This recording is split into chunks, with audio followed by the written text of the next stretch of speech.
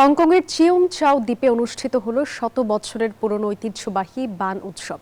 বিপদ দূর করে শান্তি ও নিরাপত্তা নিশ্চিতের প্রার্থনায় আয়োজিত এই উৎসবের মূল আকর্ষণ 14 মিটার উঁচু টাওয়ার বেয়ে রুটি বা বান সংগ্রহ। সোমবার মধ্যরাতে অনুষ্ঠিত চরম প্রতিযোগিতাপূর্ণ এই ভিন্নধর্মী আয়োজনে অংশ নেন নারী পুরুষ মিলিয়ে মোট 12 জন প্রতিযোগী। প্রতিযোগিতার জন্য সময় থাকে মাত্র 3 মিনিট।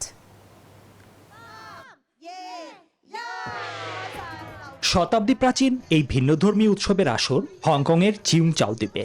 মধ্যরাতে 14 মিটার উঁচু টাওয়ার বেয়ে শুরু হয় প্রতিযোগীদের শ্বাসরুদ্ধকর লড়াই।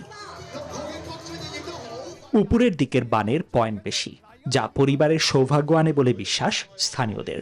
এবার 9 জন পুরুষ ও 3 জন নারী অংশ নেন। নারী বিভাগের বিজয়ী হলেন জ্যানেট কুং। এবারের প্রতিযোগিতা বেশ কঠিন ছিল, তবে সবার আগে চূড়ায় পৌঁছে টানা 3 বার জিততে পেরে দারুণ লাগছে। Spanish digital print tiles, ATI tiles, এক টাইলসে জীবন পার। নারী চ্যাম্পিয়নের মতো পুরুষ বিজয়ী কোক কামিং এর জন্যও এবারের শিরোপাটি বেশ বিশেষ। এটি ছিল বান রাজা হিসেবে তার 11তম বিজয়। 11 বারের মতো চ্যাম্পিয়ন হওয়াটা অনেক স্পেশাল। শুরুতে ছোট ভুল হলেও দ্রুত পয়েন্ট সংগ্রহ করে জয় পেয়েছি।